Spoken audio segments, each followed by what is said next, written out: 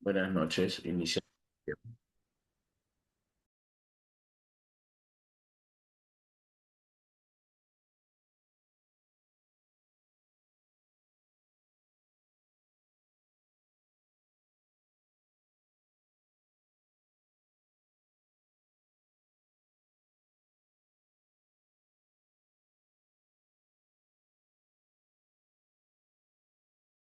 Buenas noches, docente. Buenas noches, compañeros. Buenas noches.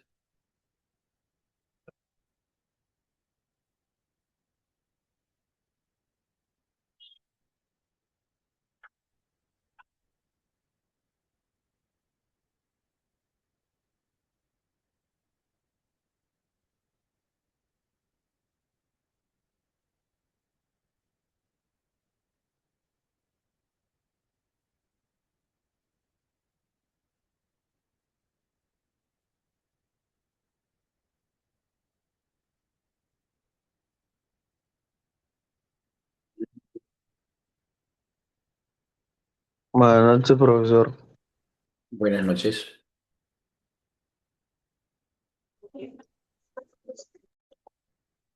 Doctor, muy buenas noches. Le saluda el alumno Jiménez. Buenas noches. ¿Cómo están, señores? ¿Qué tal? Vamos esperando que ingresen para empezar.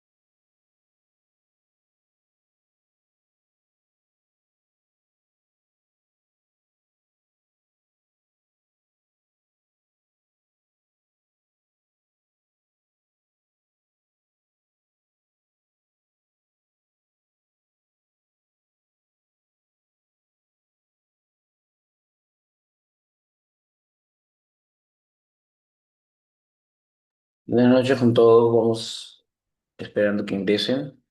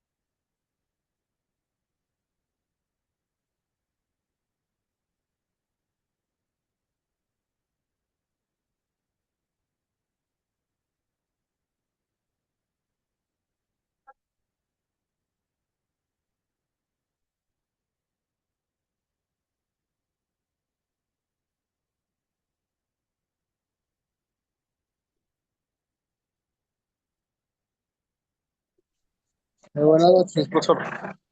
Buenas noches.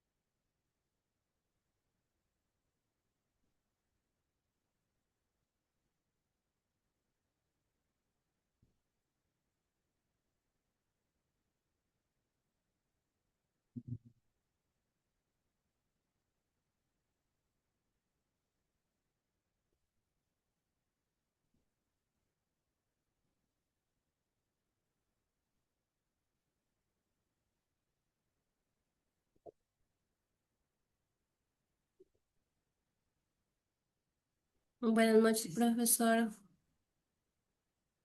Buenas noches. Bien, vamos a iniciar, ¿sí? Veamos, como tenemos un tiempo exacto, vamos a empezar.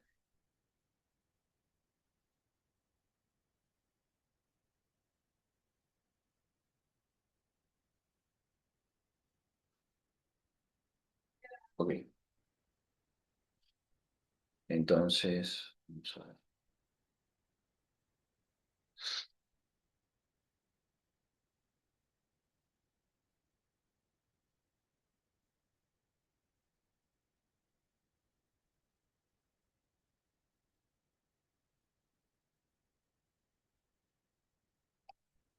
Un momento, por favor.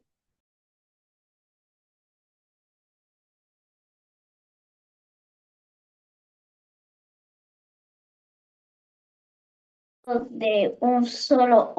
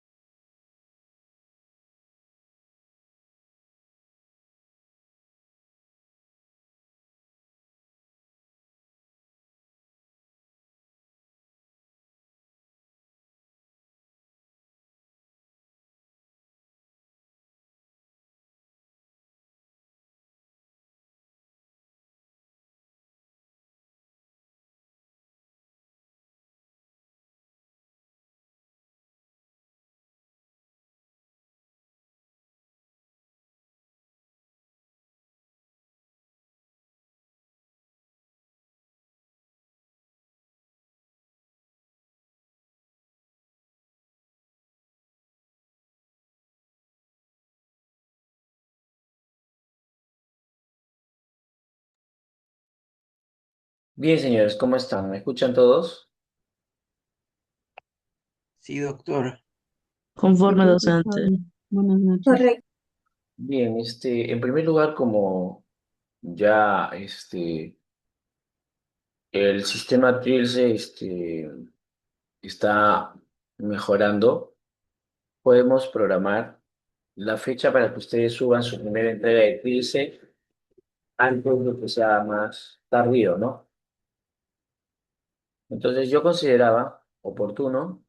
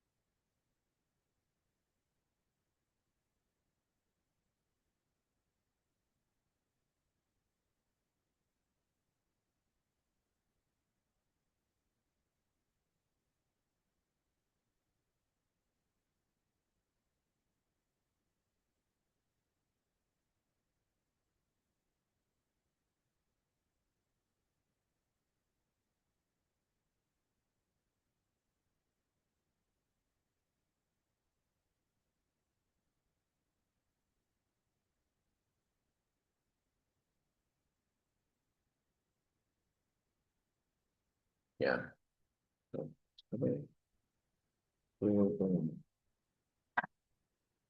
Wow. Pero parece que otra vez está complicado. Vamos a ver. No, ahora sí. Ya, muy bien. Entonces, ¿les parece bien si el día viernes programamos que suban ustedes su primera entrega en Trilce?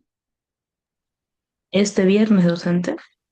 Este viernes, claro, la primera entrega, no la segunda. Primera, porque recuerden que como hubo problemas en Trilce, quizás algunos subieron, quizás otros no. Ahí ¿Sí? estuvo, Sí, profesor, está pero bien, profesor. Sí. Claro. No, la segunda todavía tenemos que esperar la semana 10, ¿no? No, no, estoy hablando de la primera que por problemas de Trilce no se pudo. Bien, entonces, ya está, ¿correcto? ¿Me copian? Sí, doctor, de acuerdo. Conforme docente. Hacerles recordar nada más de que cuando se sube el trabajo a Trilce, al igual que en el Drive, lo pueden subir uno de ustedes nada más. El que no man líder del grupo o cualquiera otro integrante del grupo.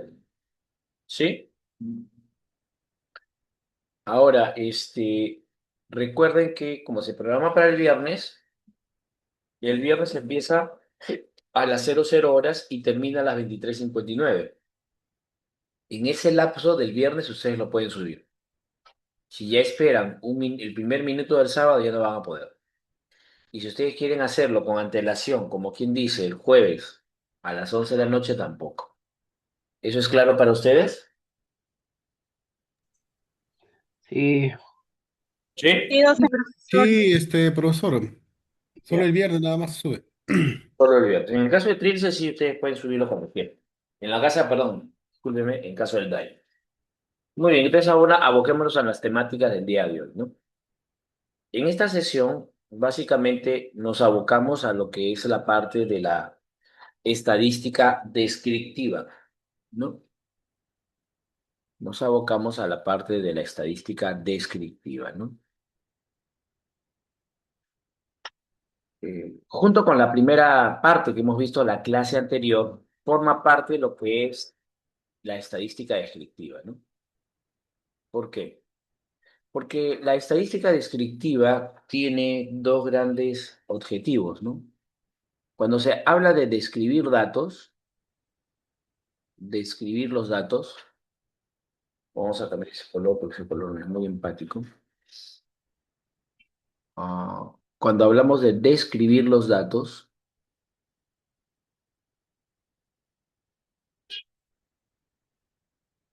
hay que tomar en cuenta dos cosas, ¿no? Se utilizan dos métodos para la descripción de datos. las llamadas tablas de frecuencias, lo cual hicimos introductoriamente en la clase anterior,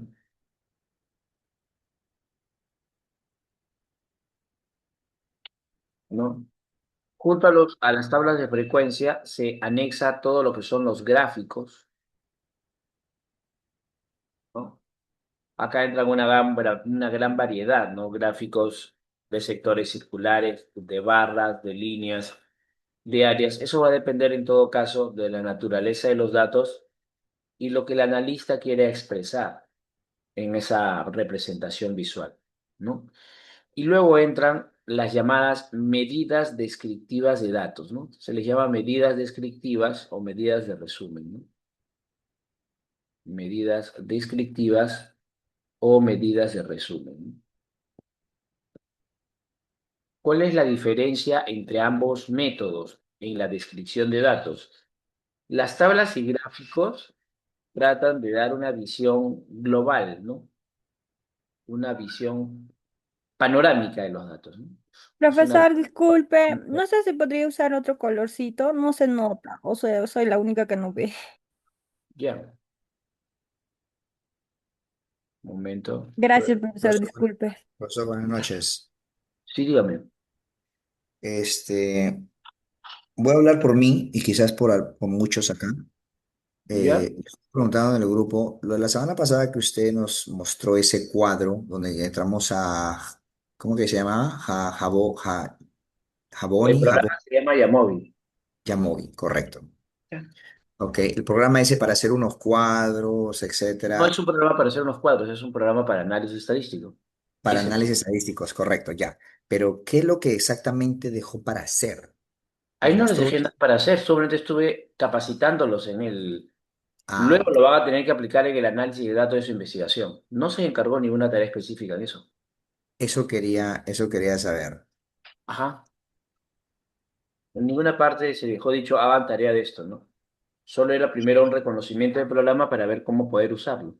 Un reconocimiento nada más, cómo poder Sí. usarlo. Ya, Un ahora sí reconocimiento estoy claro. práctico. Ok, más claro que la agua. Gracias. Ya. Entonces, vuelvo a repetir, ¿no? Entonces, ahora sí logran ver de acuerdo al color. ¿Qué usa? Sí, doctor, sí se ve. Y profesor, Sí, Entonces, mejor, mucho las mejor. tablas o gráficos de frecuencias lo que hacen es darme una visión panorámica de los datos, obviamente de la variable o de las variables, ¿no? Mientras que lo que vamos a ver hoy día, las llamadas medidas descriptivas, perdón, las llamadas medidas descriptivas de datos, ¿no? Más bien ya es no una visión panorámica, sino una revisión específica, ¿no? Porque la idea de las medidas descriptivas de datos es expresar en un solo valor alguna característica, ¿no? Estas medidas lo que hacen es, en un valor, o sea, se expresan normalmente en un valor, expresan alguna característica, ¿no? Son cuatro características de las medidas descriptivas de datos, ¿no? Entonces, eso es lo que nos va a tocar ver hoy día, ¿no? O sea, pasamos de una visión panorámica de los datos a una visión de características puntuales de los datos, ¿no? Entonces, para eso, veamos, ¿no? Las medidas descriptivas, como se dijo hace un rato, las medidas descriptivas de datos tienen que ser interpretadas, ¿no? Acá hay un error en el título, porque cuando hablamos de medidas descriptivas, las medidas descriptivas se pueden hacer, ay, perdón, me equivoqué de color acá. Las medidas descriptivas de datos se pueden aplicar tanto a una muestra como a una población, ¿no? Y en general, El resultado de cualquier medida descriptiva sobre una muestra, recordemos de la primera clase, se le llama estadístico. Estadístico o también se le llama estadígrafo, ¿no? Y si la medida descriptiva se aplica sobre la población, entonces estamos hablando de un parámetro.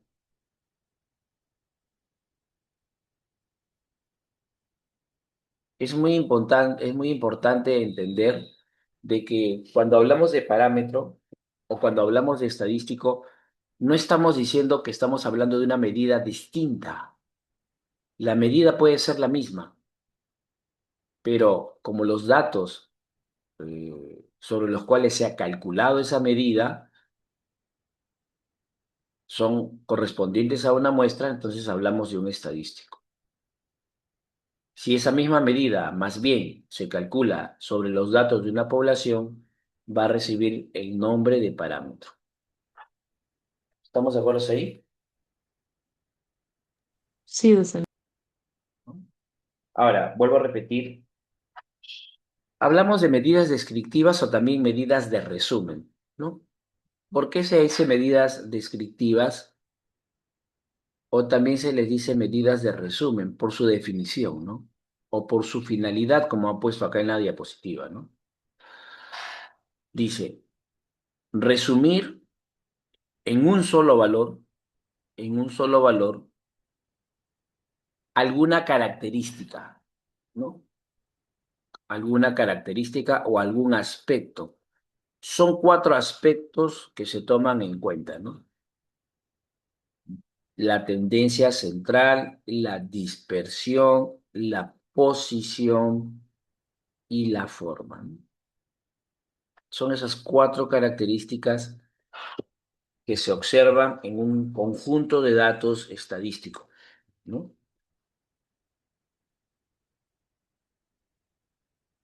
¿Correcto? Entonces, eso es muy importante de tomar en cuenta, ¿no? Bien.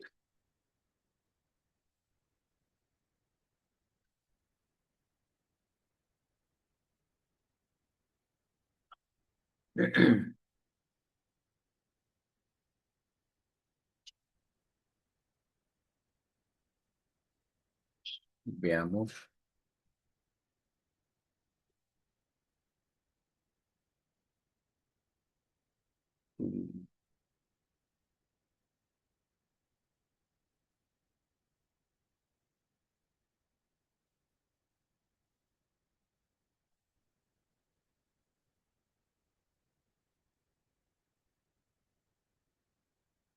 A ver, mira tú, ve tú a saber.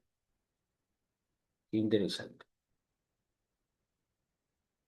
Bien, voy a poner una imagen. Ah,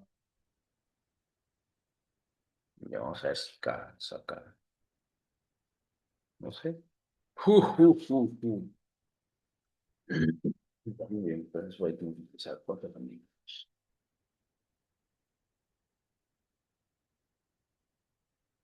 Mm,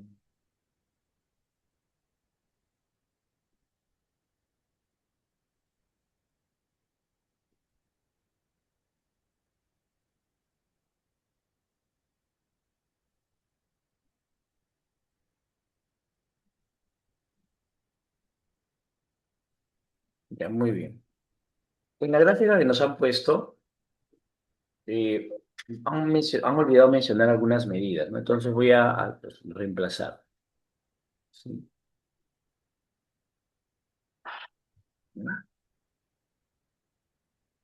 Entonces, tenemos que son 4 grupos de medidas, ¿no? Las medidas estadísticas, medidas descriptivas, descriptivos, medidas de resumen. Digamos que se dividen en medidas de posición, a veces no se llama de posición, sino tendencia no central o redundantemente posición, tendencia central, dispersión y forma, ¿no? Las medidas de tendencia central, como dice acá, expresan un valor al cual los demás parecen agruparse, pero se llama de tendencia central porque ese valor expresa el centro de los datos alrededor del cual los datos parecen agruparse. Es el valor central al cual se agrupan los restantes valores, ¿no? Más bien, la tendencia no central es la división del conjunto ordenado de datos con la misma cantidad de datos, donde se identifican valores, donde se agrupan. Entonces, hay 4 grupos de medidas, ¿no? O sea, 4 características: tendencia central, tendencia no central o posición. Estos son sinónimos, ¿no?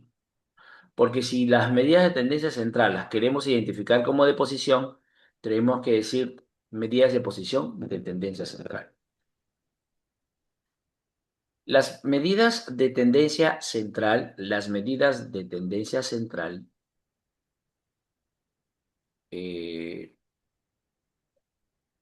no siempre, o el valor que se encuentra de la medida de tendencia central, no siempre expresa correctamente el agrupamiento. Por lo tanto, se suele usar las medidas de dispersión, ¿no? Las medidas de dispersión como que indican el nivel en que los datos se agrupan respecto a la medida de tendencia central. Cuando hablamos de medidas de tendencia central, lo idóneo es que vaya acompañado de las medidas de dispersión. Porque como dice acá, las medidas de tendencia central expresan aquel valor central en los datos alrededor de los cuales se agrupan. En cambio, la dispersión me dice en qué nivel se agrupan. Hay mucha agrupación, por así decirlo, o hay poca agrupación, ¿no? Mientras mayor similitud haya entre los datos, es más idóneo, pero eso no va a depender sino de los datos en sí mismos, ¿no? Luego, el otro grupo de medidas es las medidas de forma, que como su nombre dice, examinan la forma de la distribución y están orientadas a hacer análisis más específicos. Por eso examinan la forma de los datos, ¿no? Entonces, respectivamente, las medidas más comunes dentro de las características indicadas o dentro de la tipología indicada están acá mostradas. En caso de tendencia central, media, mediana y moda, ¿no? La moda se aplica a cualquier tipo de variable, no tanto cuantitativas como cualitativas, ¿no?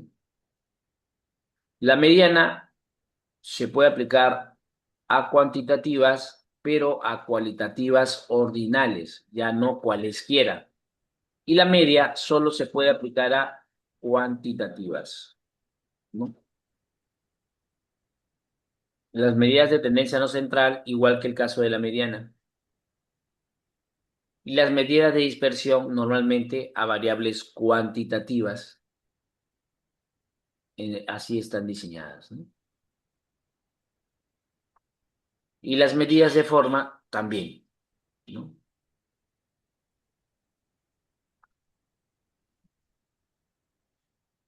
Entonces, esas son las medidas descriptivas en un panorama general, ¿no? Ahora vamos a un caso más específico, ¿no?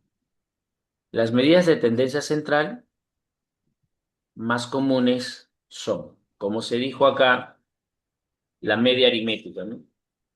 De alguna manera, la medida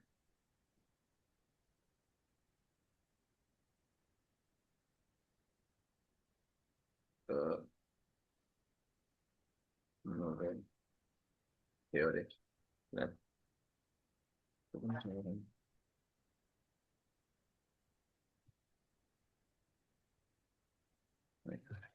De alguna manera, la medida más utilizada en la tendencia central de la media y en la mayoría de campos de aplicación, ¿no?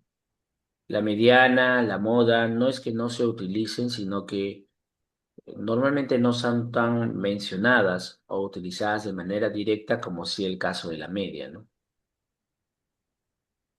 La media aritmética, o también conocida como promedio, es simplemente la suma de los valores observados entre la cantidad de los que existen, ¿no? Todas las medidas descriptivas de datos, como se dijo hace un rato, tienen una representación muestral y una poblacional, ¿no? Si la media se calcula sobre los datos de una muestra, se expresa como una X sobre rayada o algunos le dicen X raya. En el caso de calcularse sobre los datos de una población, la media aritmética se expresa con la letra griega mu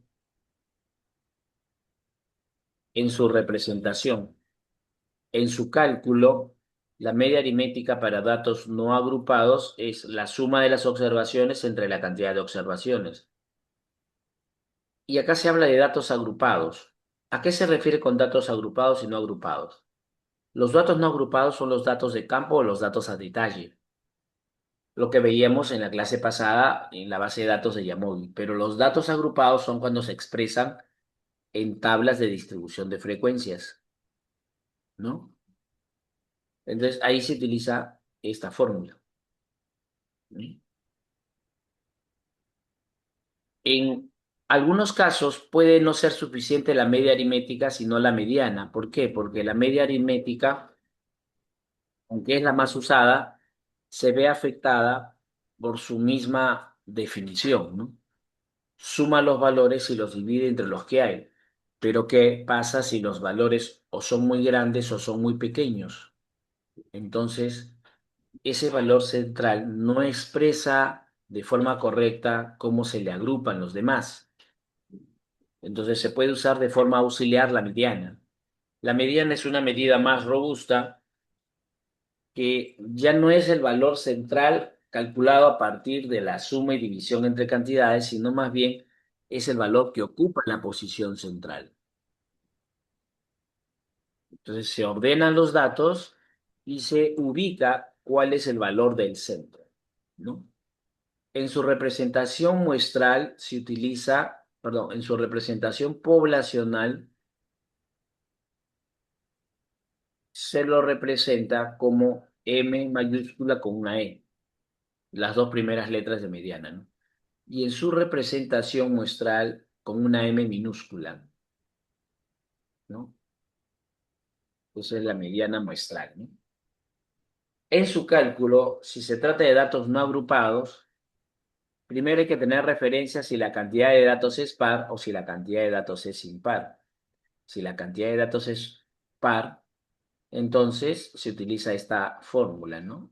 Que en verdad identifica al valor que está en el medio, en el que le sigue y se promedian. Y si la cantidad de datos es impar, se busca el dato que está en el medio, ¿no? Si yo, por ejemplo, tengo que el número de productos comprados en un día, en algunos días fue 4, 8, 12 y 13, entonces, ¿cuál sería mi mediana? Como que hay datos pares, entonces promedio estos dos, ¿no? Y ese sería mi mediana, ¿no? 12 más 8, 20, entre 2, 10. Esa sería mi mediana, ¿no? Pero si agregase un valor más, por decir el 15, 1, 2, 3, 4, 5, entonces quiere decir que hay en el medio solo el 12. Entonces mi mediana sería el 12, ¿no? La mediana en su lectura ya no se interpreta como la media, donde la media se dice el valor promedio es. En la mediana se podría decir el valor medio es, pero medio con promedio se confunden. Entonces lo que se hace es decir lo que está acá, ¿no? Es el valor central que deja el 50% de los valores igual o debajo de él, ¿no? Si, por ejemplo, mi mediana es 10, entonces quiere decir que el 50% de los datos es menor o igual a 10. Si mi mediana es 12, la mitad de los datos son menores o iguales a 12. En el caso de tener datos agrupados, se utiliza esta fórmula, ¿no? Que se basa en las tablas de frecuencias y donde los elementos de la fórmula son los que se indican acá respectivamente, ¿no? ¿Correcto? Tendencia central. Ahora, la moda. La moda, como se dijo, se aplica a cualquier tipo de datos, ¿no? ¿Por qué? En el caso de la mediana, acá también se puede aplicar a variables cualitativas ordinales, nominales no, ordinales, ¿no? Si yo, por ejemplo, tengo ordenados los niveles de instrucción, ¿no? Por ejemplo, primaria, primaria, secundaria, secundaria, técnico y universitario. Están ordenados de menor a mayor. Entonces, como acá hay 1, 2, 3, 4, 5, 6, la mediana está entre estos dos. Pero como son variables cualitativas ordinales, no voy a poder promediar. Simplemente diría, como acá está la mediana, esta parte representa la mediana, que quiere decir que la mitad está para este lado, la mitad está para el otro lado. Entonces yo podría decir, ¿no? La mitad de las personas en su grado de instrucción tienen primaria o nivel secundaria, ¿no? O me puedo referir por la otra mitad, ¿no?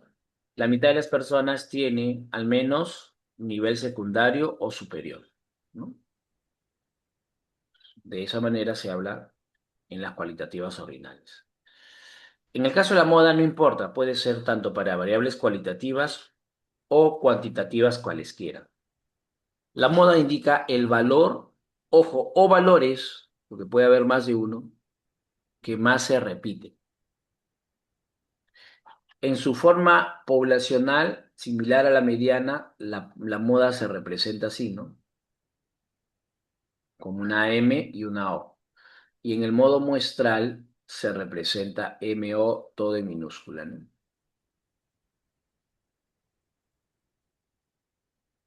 La moda se clasifica dependiendo de cuántas modas se identifiquen en el conjunto de datos. Si no hay moda, si no hay moda, o sea, quiere decir ningún valor o categoría se repite, entonces hablamos de que el conjunto es amodal. A es el prefijo que significa sin moda, ¿no? Lo ideal es que exista una moda, pero eso va a depender de los datos. Entonces puede ser unimodal, bimodal y de tres modas o más se le dice multimodal, ¿no? En su cálculo para datos no agrupados es simplemente identificar la mayor frecuencia o los valores que expresan la mayor frecuencia o las categorías que expresan mayor frecuencia. En datos agrupados se utiliza esta fórmula, ¿no? O sea, en datos expresados en tablas de frecuencias como fuentes secundarias de datos y se utiliza esta fórmula, ¿no? ¿Correcto, chicos? Conforme docente.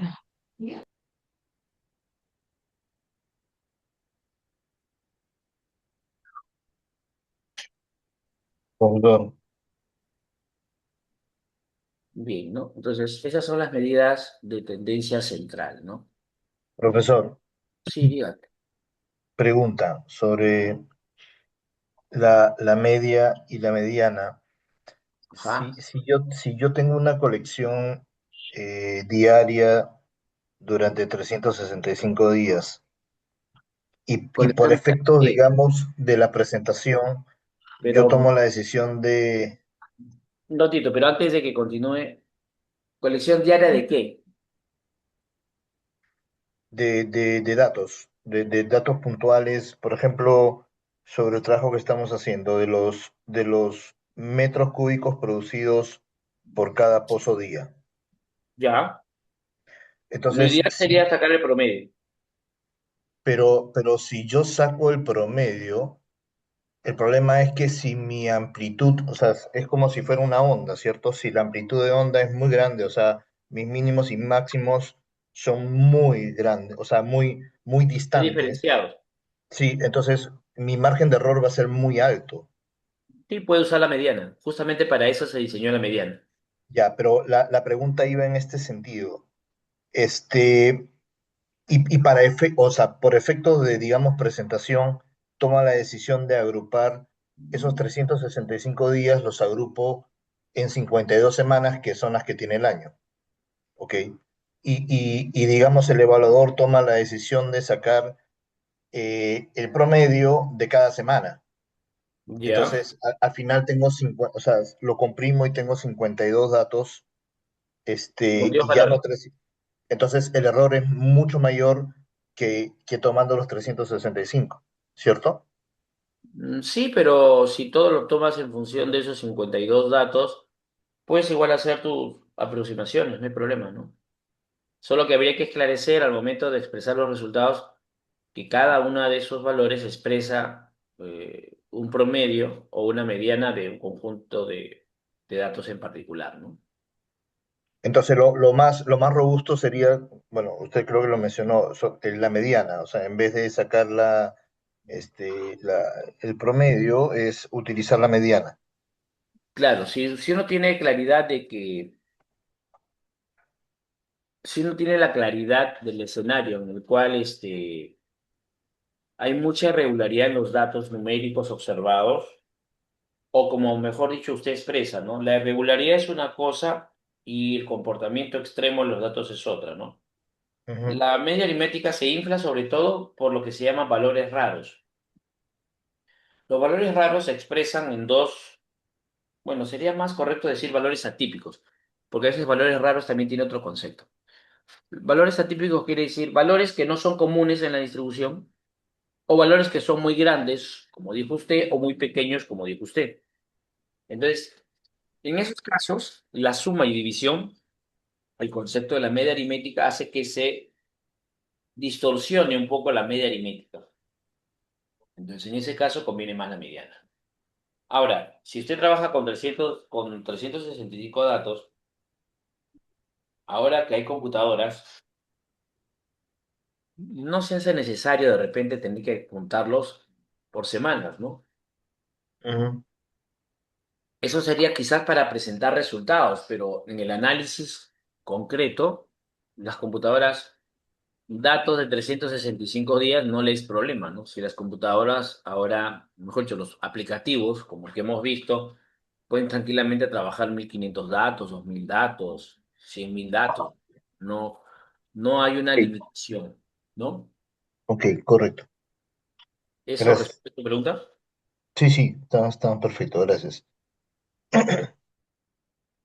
Ok, entonces esas son las medidas principales de tendencia central, ojo, no las únicas, ¿sí? Entonces acá nos dan algunas características adicionales de las medidas de tendencia central.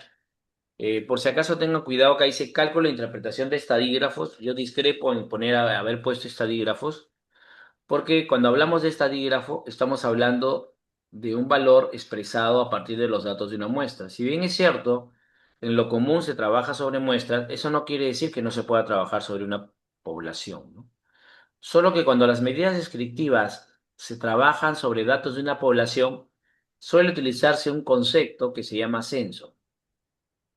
No sé si han escuchado la palabra censo, la palabra censar. A veces en el centro laboral dicen, vamos a sentar, vamos a hacer un censo para las trabajadoras de la empresa, ¿no? Ah, ya. O se va a hacer un censo de los productos vendidos. Quiere decir que se va a trabajar con todo lo que se produce, con todos los trabajadores, es decir, se va a describir la población, ¿no? Un censo equivale a decir describir la población, ¿no?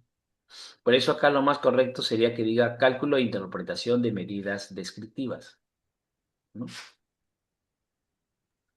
Bien, Profesor, sí. este, una pregunta. Toda evaluación estadística debe considerar un margen de error. Es que eso depende. Si vamos a trabajar con una muestra, por defecto se asume un 5% de error, por defecto. Pero si nuestra población es pequeña, vamos a suponer, yo trabajo con 35 niños de un nido y todos asisten encima. Entonces, ¿qué me fuerza a utilizar una muestra? Si hago el cálculo respectivo, me va a salir de repente una muestra de 32. Pero el sentido común que nos dice, ¿no? Tendría sentido, si la población es de 35, es accesible, trabajar con 32 elementos por un capricho muestral. Digo capricho muestral porque, bueno, como las hipótesis y todo suelen hacerse en base a la muestra, entonces voy a forzar las cosas y voy a hacer que fuerce la muestra, ¿no? Eso es un gran paradigma en la investigación científica, ¿no? Pero la estadística misma no nos dice, ¿no? Cuando la población es muy pequeña, preferible es censar. O sea, describo la población completa, ¿no? No se hace necesario, ¿no? Y los métodos descriptivos también tienen capacidades para establecer relaciones entre variables y todo lo demás, ¿no? Lo que pasa es que a veces se desconoce. ¿Me copia?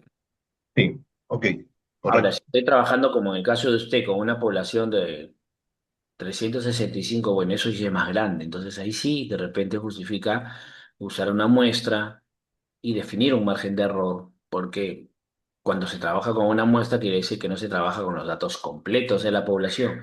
Al no trabajar con los datos completos de la población, quiere decir que voy a incurrir en un margen de error. No tengo los datos completos. Voy a aproximarme lo mejor posible a la realidad completa, sí, pero siempre hay un margen de error y hay que declararlo, porque si no estaríamos pecando de soberbia cognitiva porque no estoy obteniendo datos de todos los datos, sino de una muestra. ¿Sí? Y si tengo datos a la vista que salen, digamos, eh, del espectro, o sea, no sé, los datos suelen estar en un rango, por decirle un número cualquiera, entre 50 y 60, pero aparece una colección de 20 datos que cada dato están por encima de 1000. Eso, o sea, a la vista es un error, pero un error en la toma de la data. Claro, eso ya sería de error en los instrumentos de medición, entonces habría que ver qué pasa con los instrumentos de medición, ¿no? O qué pasa con los equipos, o qué pasa con la persona que recolecta los datos, ¿no? Habría que en Y todo en la, caso habría que ya ahí, más que ceñirse a la parte estadística, habría que ver qué pasa con la instrumentalización para recolectar datos o con los métodos para recolectar datos, ¿no? Ahora, si nos estamos enfrentando a cuestiones de la naturaleza, entonces habría que ver qué pasa con el evento natural que deriva finalmente en obtener valores tan extraños, ¿no? y es válido eliminar esos valores.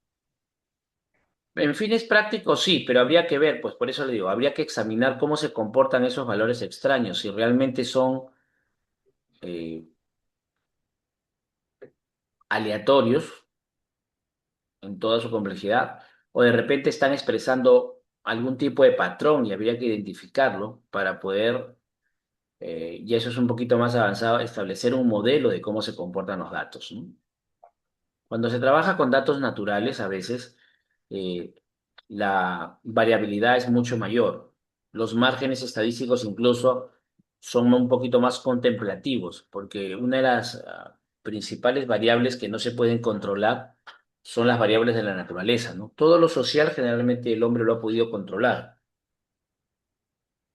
pero los eventos naturales como que todavía no se dominan, ¿no?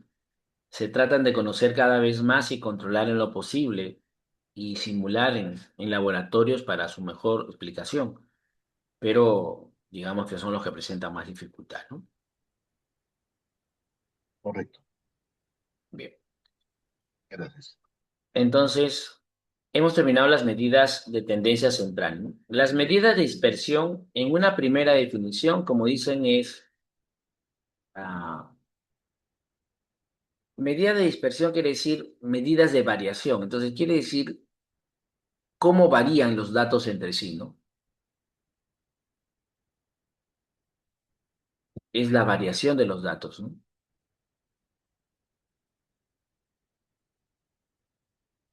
¿Y por qué es importante establecer la variación de los datos? En algo muy sencillo, ¿no? Por ejemplo, cuando nosotros calculamos dos promedios, y si un promedio me dice que en el local uno se han producido 170 bolsas y en el local 2 también, eso no significa que en los 7 días, por ejemplo, que se recolectaron datos, exactamente me dio 170 y acá también, ¿no? Puede ser que acá los valores sean más parecidos, mientras que aquí los valores hayan sido más dispersos. Y por efectos de la suma con la división, me arroje un mismo valor. Pero no necesariamente dos promedios, al ser iguales, expresan que los datos se agrupan alrededor de ese valor central de la misma forma. Entonces, justamente las medidas de dispersión nos ayudan a justamente a cuantificar la variación de los datos o calificarla, ¿no? Es más, la variación de los datos es la razón de ser de la estadística, ¿no? Algunos definen la estadística como la ciencia de la variabilidad, porque en la variabilidad de las cosas se explican los fenómenos, ¿no? Vamos a decirlo de una manera, ¿no? De otra manera, ¿no? Cuando hace procesos de producción, por ejemplo, se establece un límite dentro del cual debe estar el peso de un producto, por decir 200 gramos. No es que el producto se va a empacar siempre en exactamente 200 gramos, ¿no? Puede ser un poquito más, un poquito menos. En general se dice que el promedio debe ser de 200 gramos, ¿no? Mientras la producción esté arrojando un empaque con 200 gramos en el peso, todo está bien. Pero ¿qué pasa si supera los 200 gramos o está muy por debajo de los 200 gramos? En cualquiera de los dos escenarios, querría decir que el proceso de empaque está fallando o no. Entonces, justamente, al variar los datos, acá implica que puede haber una falla. En la variación de los datos es que justamente se explican muchos fenómenos y es donde los fundamentos estadísticos encuentran su mayor extensión, ¿no? Entonces, las medidas de dispersión primariamente expresan la variación de los datos, ¿no? Justamente hablando de esa acepción primaria, hablamos del rango, ¿no? El rango es una medida muy sencilla y no explica mucho la dispersión porque es el valor máximo menos el valor mínimo. En todo caso, me habla de la amplitud que tienen los datos, ¿no?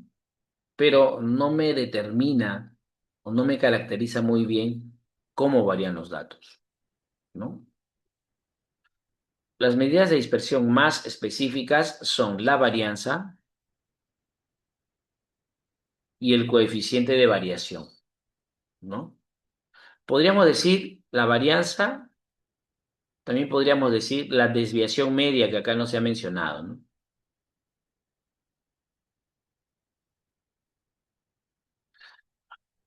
¿No? La desviación media aquí no se ha mencionado, es otra medida, ¿no? Pero ¿qué pasa? ¿Qué hace la varianza, no? Cuantifica la dispersión de los datos respecto a la media aritmética, ¿no? La varianza es una medida de mucha importancia porque es, digamos, hasta el momento la medida más utilizada para medir, o mejor dicho, cuantificar la dispersión de los datos, ¿no? Entonces, lo que hace la varianza es, si acá tenemos que este es el promedio de un conjunto de datos y estas son las distintas observaciones obtenidas de los datos, lo que hace la medida de dispersión es promediar cuánto se alejan las observaciones de ese promedio, ¿no?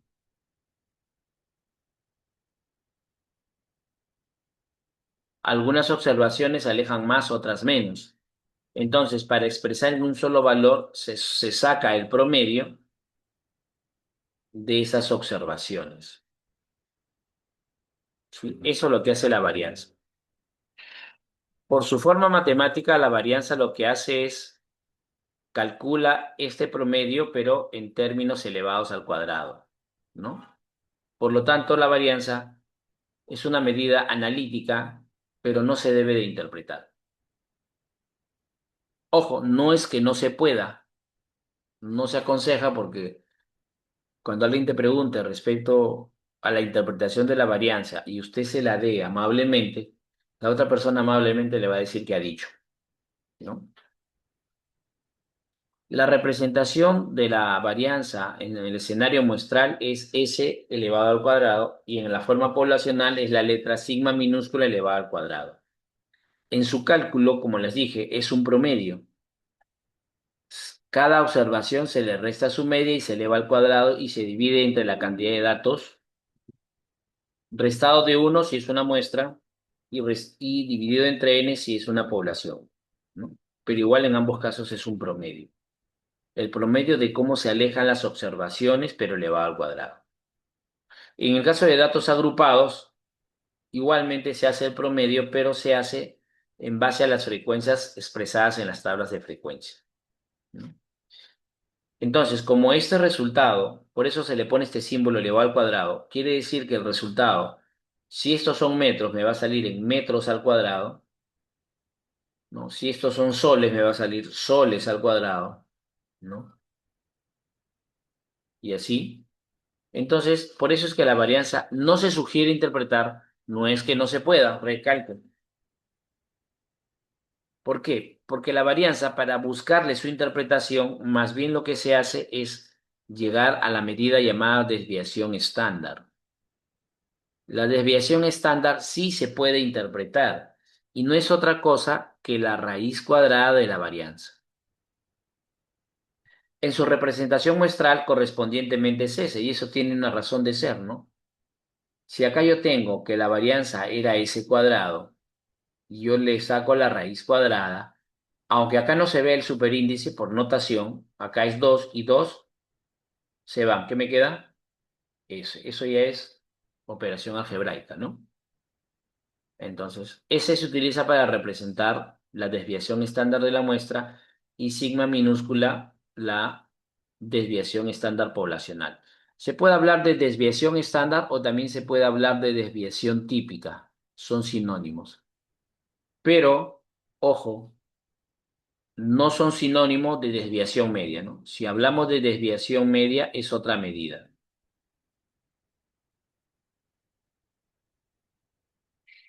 Estos no son iguales. ¿Correcto? Pues desviación muestral, desviación poblacional. En su cálculo es la raíz cuadrada de la varianza, la raíz cuadrada de la varianza. ¿Sí? Ahora, estas medidas, la desviación estándar o la varianza o el rango, me indican en qué magnitud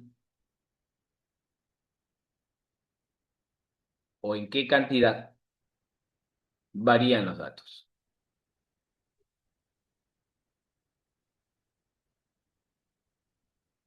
¿Sí? ¿Me copian? Conforme usted. Ahora, pero tener una magnitud de cómo varían los datos no me permite calificar la dispersión. Es decir, ¿no? No me dice si este promedio de alejamiento de los datos expresa mucha variación o poca variación. Y es muy importante también tener una calificación de la dispersión. Si hay poca dispersión o hay mucha dispersión. Lo ideal es que haya la menor variación posible, lo idóneo, pero la realidad es cambiante. Entonces, justamente, para poder calificar la dispersión se utiliza el coeficiente de variación, ¿no? Entonces, en su expresión muestral se utiliza CB pero en minúscula, ¿no? No así en mayúscula, en minúscula. Y es el cociente de la desviación estándar con la media aritmética. En la expresión poblacional, desviación estándar entre media.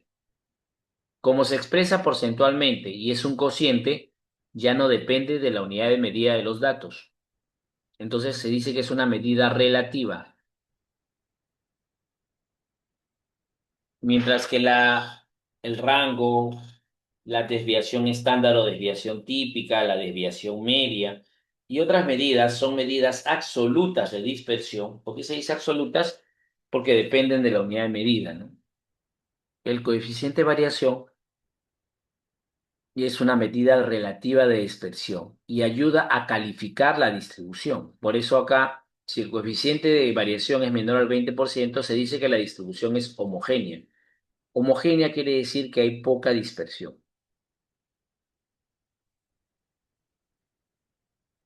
Si está entre el 20 y el 30, se dice que es razonablemente homogénea, o sea que hay mediana dispersión, es otra manera de decirlo.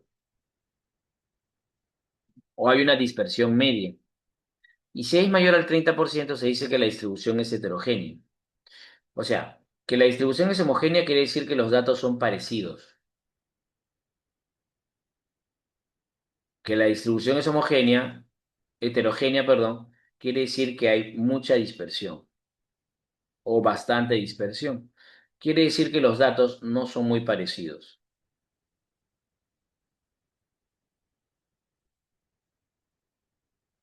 ¿Sí?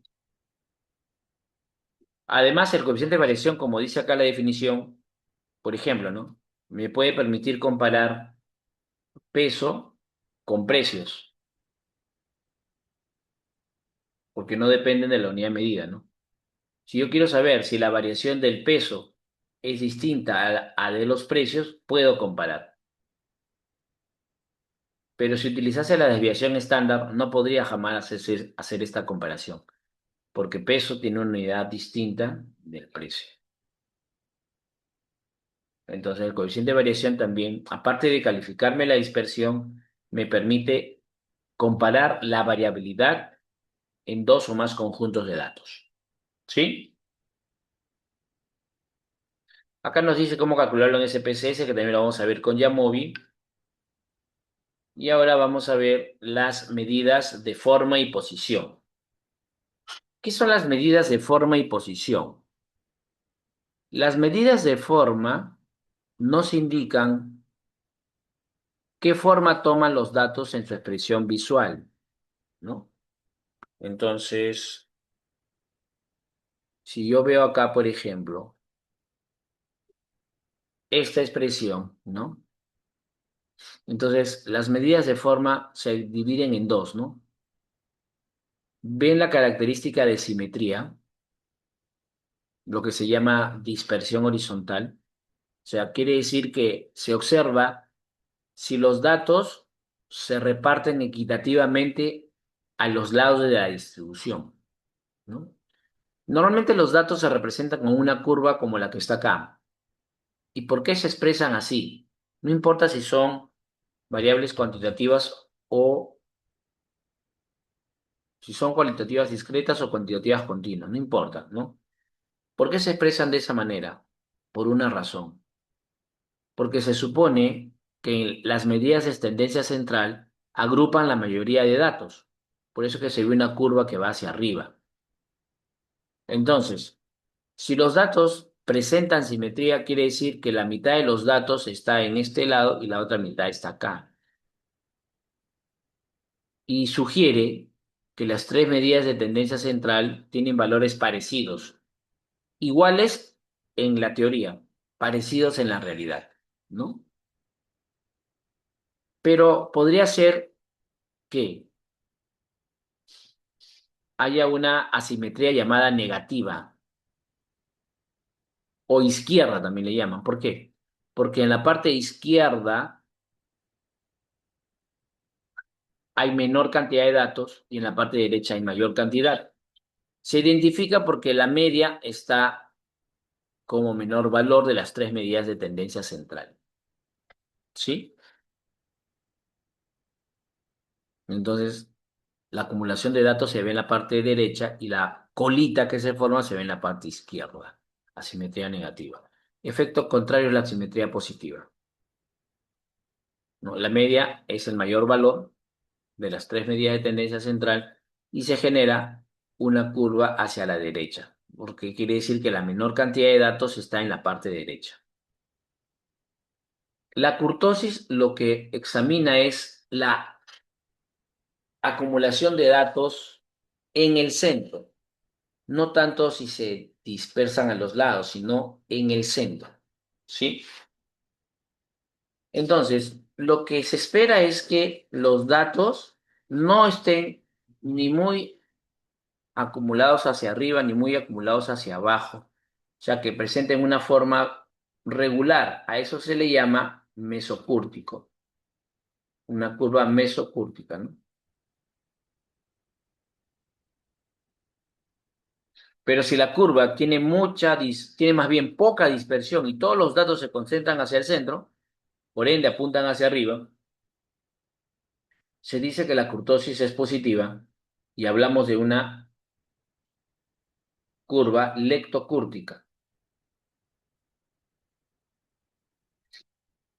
En el caso más bien que los datos presenten más dispersión, no estén tan concentrados al centro, los datos se presentan en una curva aplanada. Puede hacer que la kurtosis se exprese en forma negativa en su coeficiente, no necesariamente, depende de la fórmula, y hablamos de una curva platicúrtica, ¿no? Entonces, si queremos resumir, las medidas de forma examinan, algunos dicen así, la dispersión horizontal. Entonces, los datos presentan una curva simétrica o tiene asimetría negativa o simetría positiva. En cuanto a la dispersión vertical, a veces le llaman dispersión vertical a la kurtosis. Si todos los datos se concentran hacia el centro, tienden a apuntar hacia arriba y se genera una curva leptocúrtica. Si la curva presenta una curvatura regular, ni muy hacia arriba ni muy hacia abajo, hablamos de una curva mesocúrtica, ¿no? Mesocúrtica. Y si más bien la dispersión se reparte hacia los lados, entonces hablamos de una curva platicúrtica, ¿no?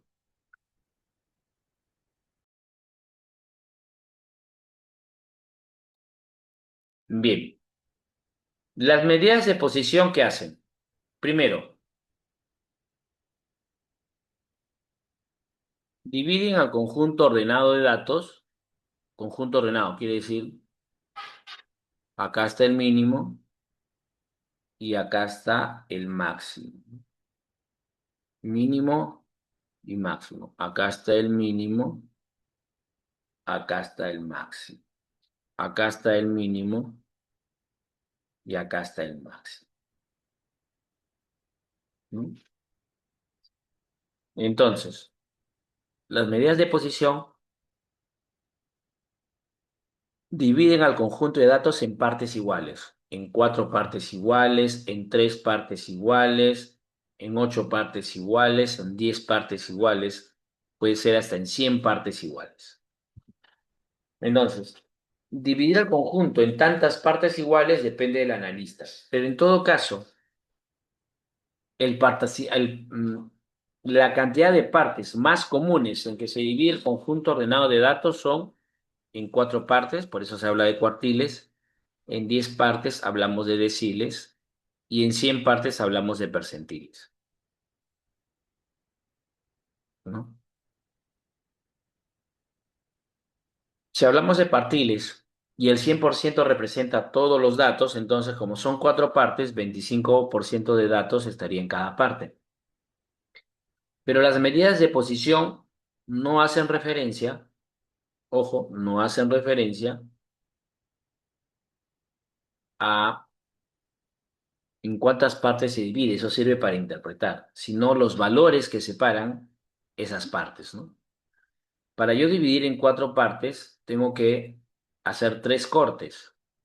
Esos valores que separan la primera cuarta parte de las 3 cuartas superiores, o ese valor que separa la mitad de los datos inferior de la mitad de datos superior, o ese otro valor que separa las 3 cuartas partes inferiores de la cuarta parte superior, es las medidas de posición, ¿no?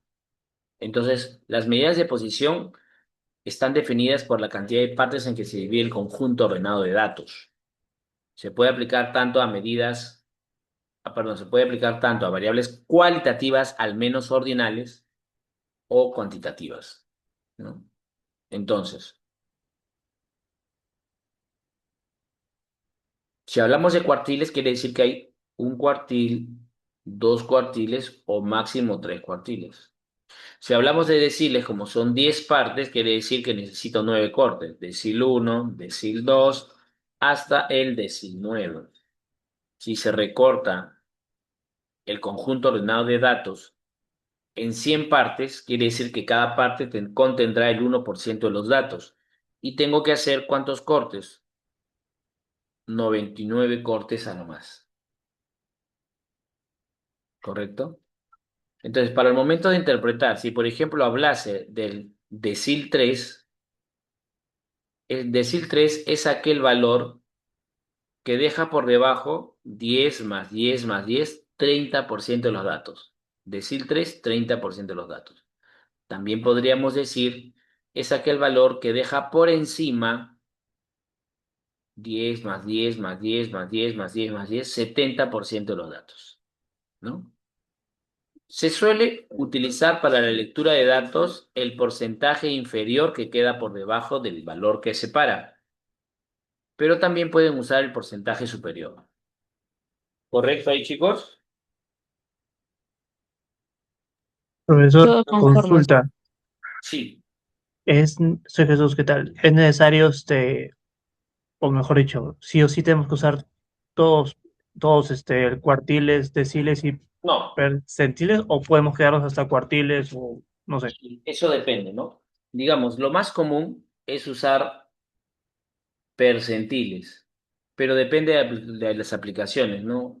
En ciertas actividades organizacionales se usa más cuartiles, ¿no? Dentro de los tres, los más utilizados son los cuartiles, los percentiles.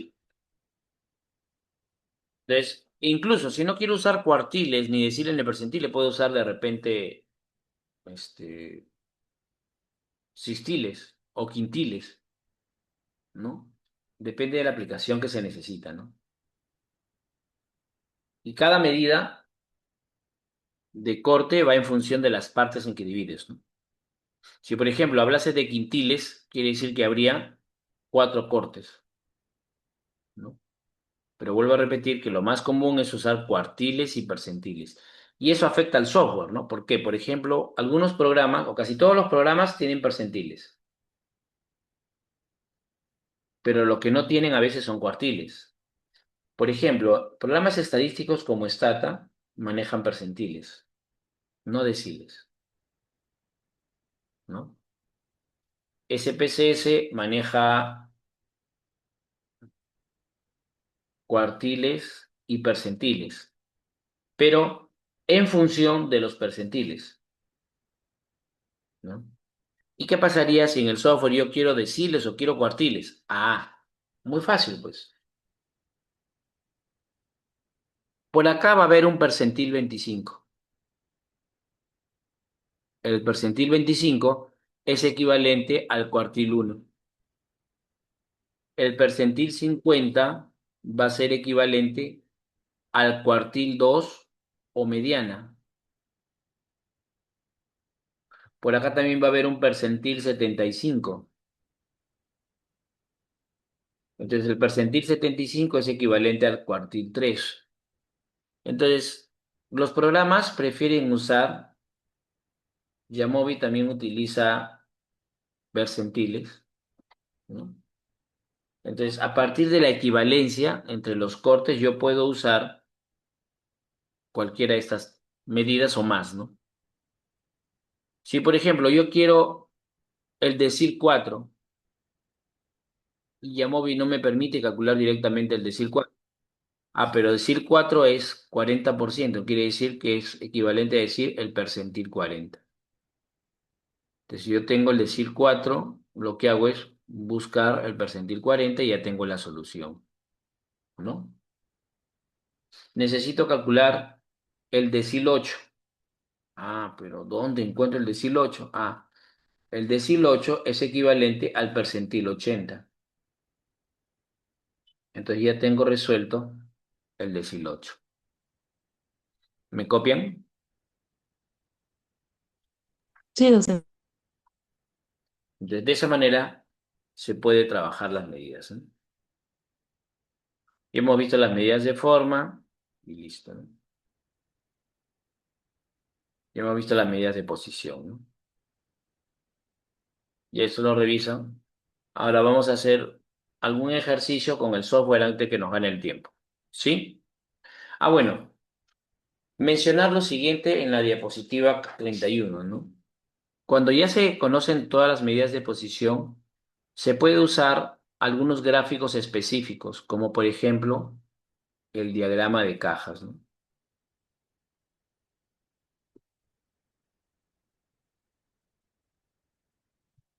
El diagrama de caja, también se le llama diagrama de caja y bigotes, ¿no?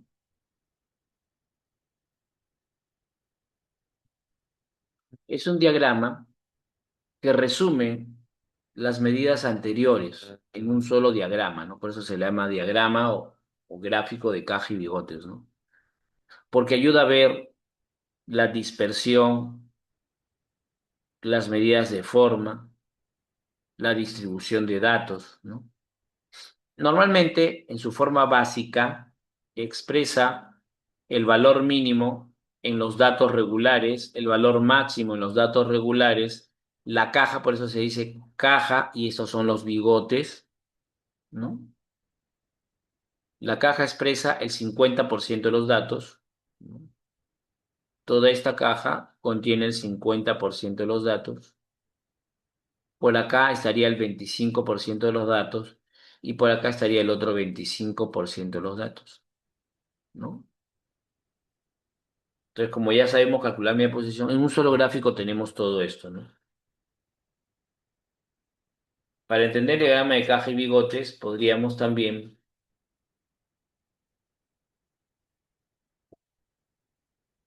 utilizar una comprensión más específica, ¿no?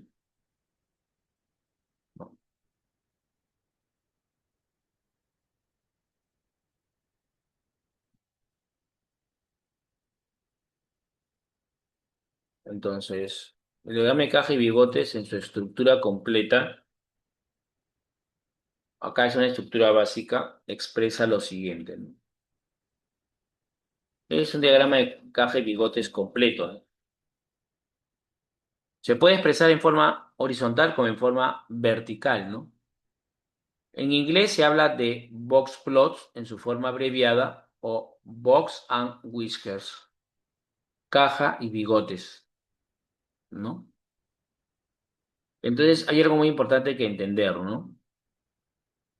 Acá se expresa el 50% de los datos y todo esto expresa el 25% de los datos y todo esto también expresa el 25% de los datos.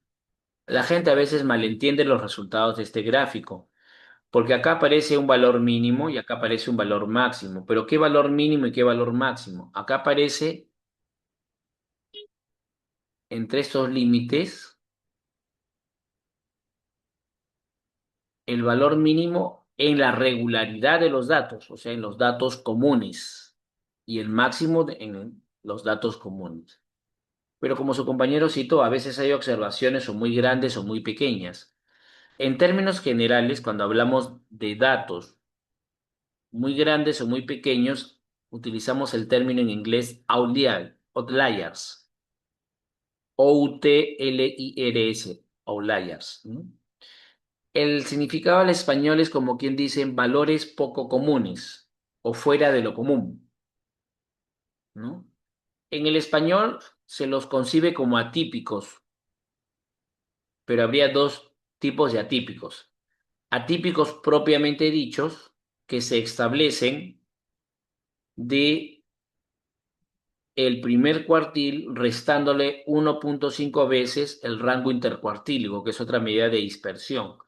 El rango intercuartílico, como nos dice acá, es el cuartil 3 menos el cuartil 1. Entonces, si quiero saber hasta qué límite van a llegar los valores atípicos, va a ser desde el primer cuartil hasta 1.5 veces el rango intercuartílico en la parte inferior. En la parte superior sería desde el cuartil 3, 1.5 veces el rango intercuartílico. Cuando los valores más bien ya no son atípicos, atípicos quiere decir valores irregulares, pero no necesariamente muy grandes o pequeños, o sea, salen de la regularidad de los datos. Los valores extremos más bien, su límite, o sea, por ejemplo, por acá está el límite de acá, ¿no? Lo que dice acá. Igual por este lado, ¿no?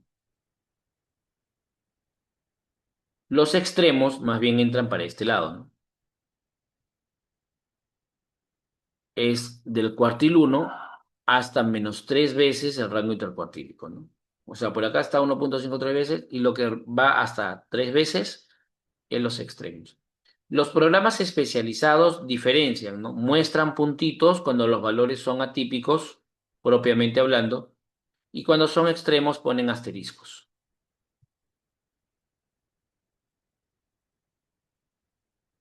Por ejemplo, en este gráfico, como tengo un bigote más corto y el otro más largo, como la mediana en este lado tiene menor longitud y acá mayor longitud, quiere decir que hay una asimetría, ¿no? Entonces,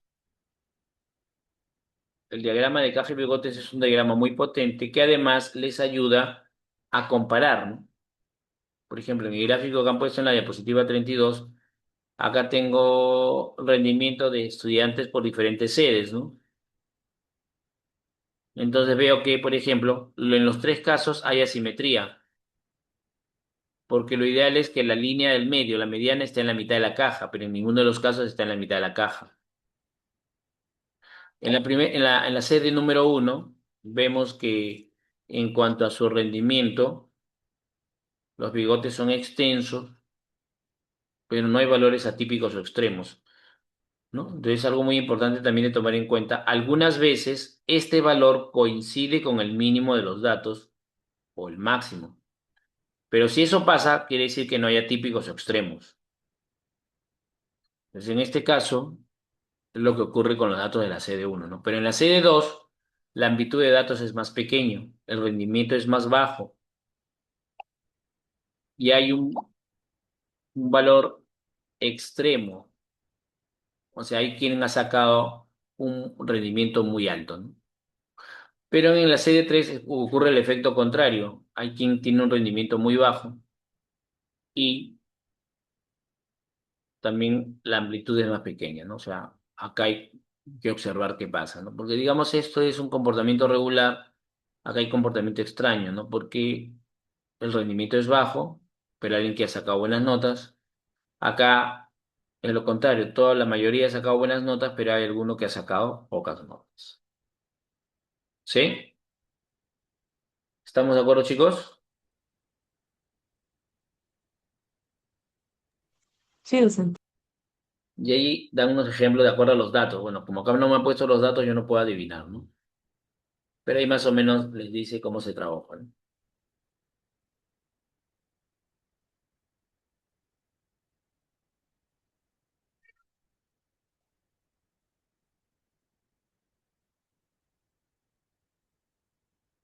Bien.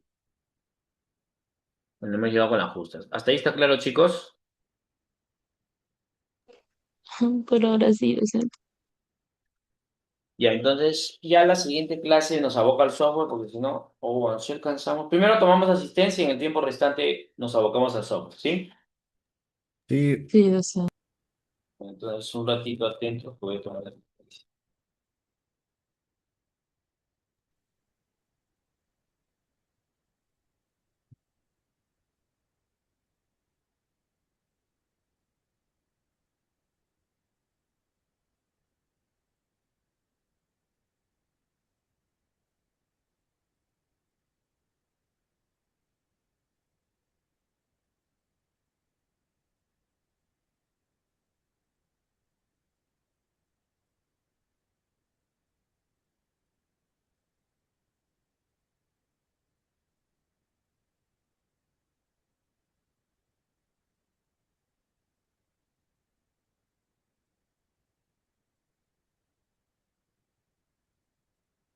Ya. A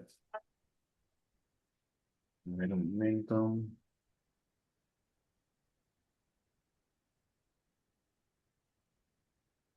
Ya.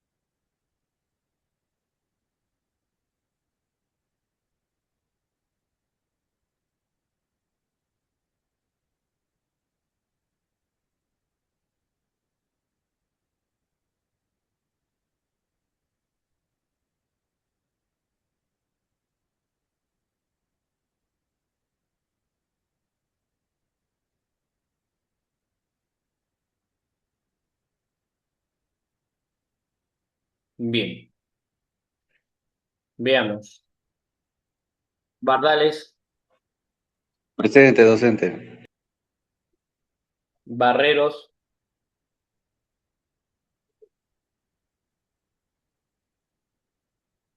ya.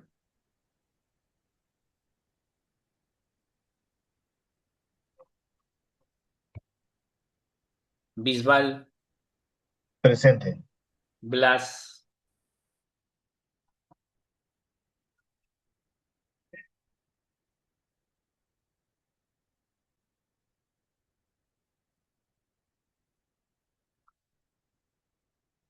Calongos,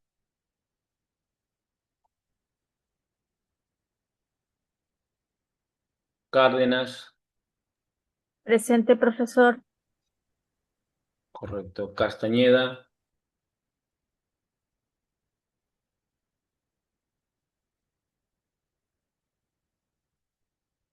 voy a dejar de compartir un ratito, creo, porque está molestando la pantalla, ¿sí? Pues me voy a dejar trabajar la asistencia concreta. Ya, Listo.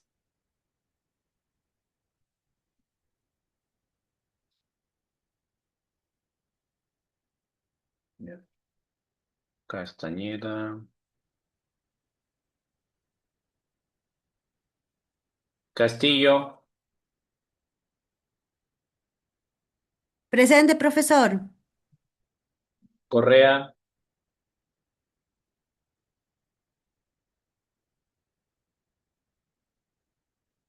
Delgado, Delgado, profesor. Presente. Espinosa,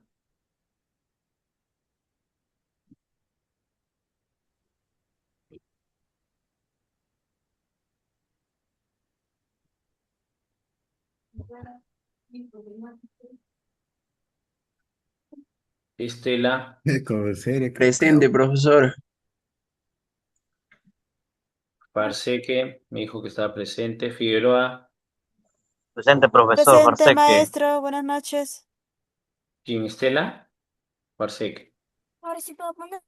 Estela, sí estoy presente. Figueroa. Figueroa, Figueroa también, profesor. Presente. ya. García,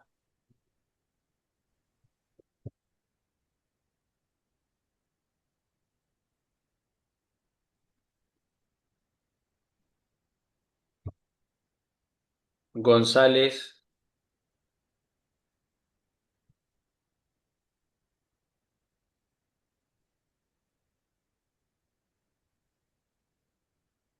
Guerra, Azabache, Presente, profesor. Guerra Bocanegra, Presente. Gutiérrez, Presente, docente. Enríquez, Presente, profesor. Guamaní, Presente, profesor. Buenas noches. Huanca Núñez,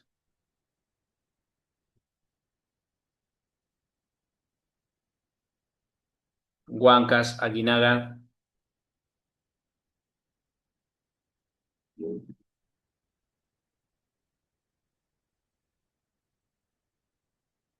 Isla,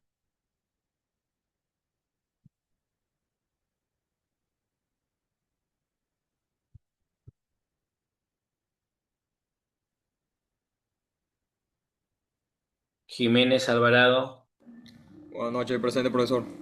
Jiménez Espino, Presente, docente, buenas noches. La Rosa,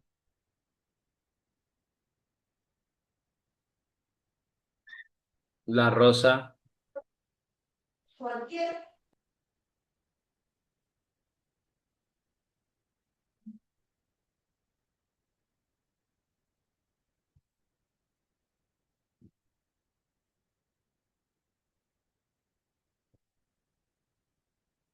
López, Presente, docente, buenas noches.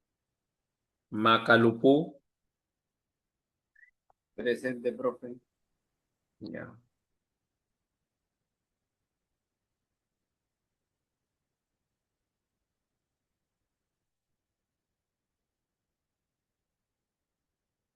Méndez Ñavincopa, Presente, profesor. Méndez Rodríguez, Presente, profesor. Mogollón, Presente, profesor. Muñoz,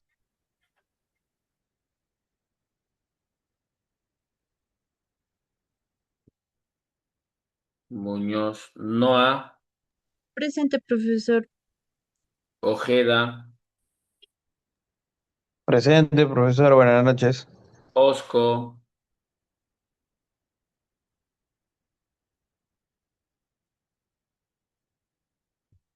Palomino, Presente, profesor. Pasapera, Presente, profesor. Paz, Presente. Pérez, Pérez,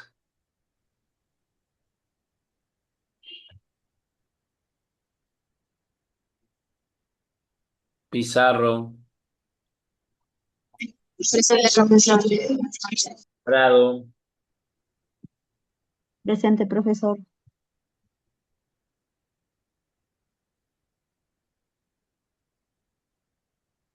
Rodas, Presente, profesor. Rojas, Presente, docente, buenas noches. Luisa Rojas. Sáenz, Presente, Science, profesor. Sosa,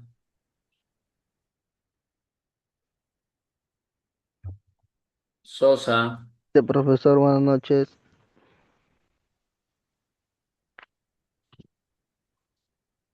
Profesor, ¿me escucha? Presente, Sosa. sí, correcto, Charito, perdón, Charito, Tafur, perdón, Presente.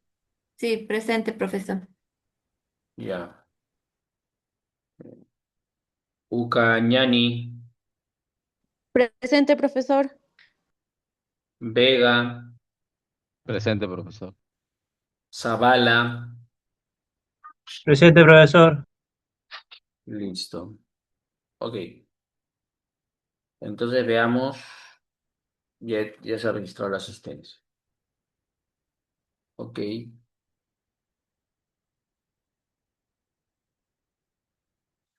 Entonces, como de acá ya tenemos la clase de revisión de asesoría, entonces,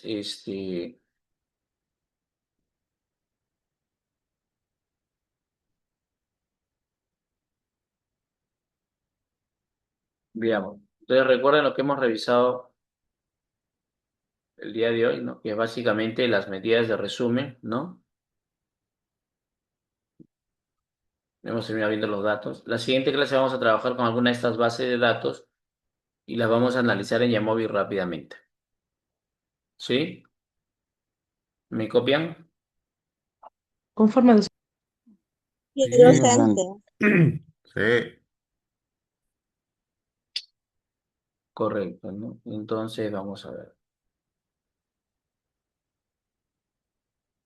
Entonces entonces nos reunimos a partir de las 10. Si tienen alguna pregunta antes de cerrar la sesión ahorita, me dicen. Si no, vamos cerrando para que con tranquilidad entren a las 10. Por el momento no, docente. Ya en asesoría ya le hago las dudas correspondientes de acuerdo al tema. Recuerden que las asesorías también pueden preguntar sobre la parte temática, eso no hay ningún problema, ¿no? A veces solamente piensan que es la parte No, no necesariamente, ¿sí? Entonces, como siempre, al inicio puede ingresar la mayoría por si tienen algunas dudas. Y creo que ahora toca los grupos pares o impares, no recuerdo bien. Creo que los pares, ¿no? No, no los pares que hablo, del 6 en adelante, ¿no? Pero igual pueden ingresar todos al principio si tienen alguna duda. Entonces nos reunimos a partir de las 10. Yo abro siempre un poquito antes la sala para evitar algunas controversias técnicas, ¿no? Porque a veces el son se demora, o incluso ya alguna vez me ha pasado que se cuelga, ¿no?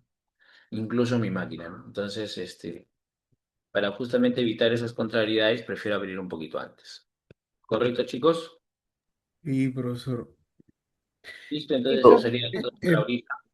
Dígame, ¿alguna pregunta? Profesor, una consulta. Lo que pasa es que como la semana pasada nos separamos de los grupos, ya cambié de tema, sí, mi proyecto y no sé si es que la hora de asesoría para que lo pueda revisar, por favor. Perfecto, no hay problema, por eso la hora de asesoría. Ya, ¿Sí? muchas gracias. Listo.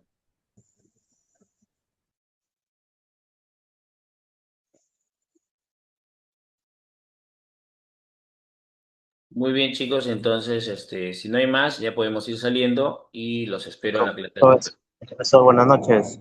Dime, señor Jiménez. Profe, Parseque, me habla. Sí, sí te apunté la Eh, asistencia, no hay problema. sí, profe, lo que pasa es que estoy viajando por motivo de trabajo y voy a entrar a una zona donde no hay cobertura ya. Ya, Y perfecto, no hay problema. Si soy el lo, grupo 10, ojalá que mis compañeros, yo les informé, ojalá estén presentes. ya, cualquier cosa me escribe o lo atiendo con sus Ya, compañeros. profe, muchas gracias. Gracias también. Listo. ¿Algo más, chicos?